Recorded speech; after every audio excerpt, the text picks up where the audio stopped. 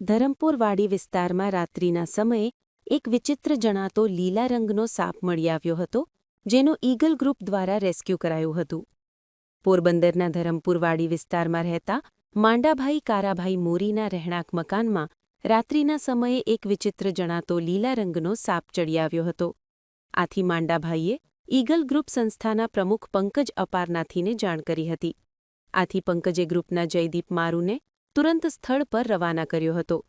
જયદીપે માંડાભાઈના ઘરે જઈને જોતા આ એક દુર્લભ પ્રજાતિનો લીલવણ એટલે કે ગ્રીન વાઇન સ્નેક હોવાનું સામે આવ્યું હતું. આથી તેણે સાપનું સફળતાપૂર્વક રેસ્ક્યુ કર્યું હતું. ઈગલ ગ્રુપે જણાવ્યું હતું કે આ સાપ વધારે પડતો જંગલ વિસ્તારમાં જ જોવા મળે છે, ભાગ્યે જ રહેણાંક વિસ્તારમાં ચડી આવે છે. આ એક પાતળો, લાંબો અને વેલા જેવો દેખાતો લીલા રંગનો સાપ છે, જે મુખ્યત્વે ઝાડ ઝાંખરામાં રહે છે. આ સાપ અલ્પઝેરી શ્રેણીમાં આવે છે, જે કરડે તો સામાન્ય સોજો કે ખંજવાળ આવી શકે છે, પરંતુ તે મનુષ્ય માટે જીવલેણ નથી. દેડકા, ગરોળી અને ઉંદર ખાય છે. શરીર અને મોંનો રંગ પાંદડા જેવો હોવાથી તે હલનચલન કરે ત્યારે જ ખ્યાલ આવે છે કે અહીંયા સાપ છે. આ સાપ ઈંડા નથી મૂકતા, પણ ડાયરેક્ટ બચ્ચાને જન્મ આપે છે.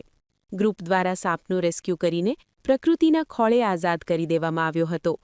નિપુલ પોપટ, પોરબંદર ટાઈમ્સ.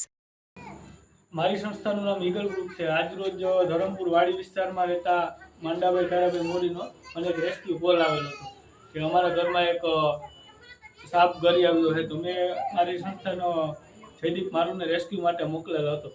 તો આ ખૂબ જ દુર્લભ પ્રજાતિનો લીલવાણ એટલે કે ગ્રીન વાઇન સ્નેક ગણાતો, ત્યાંથી આ સાપનું રેસ્ક્યુ કરવામાં આવેલ છે.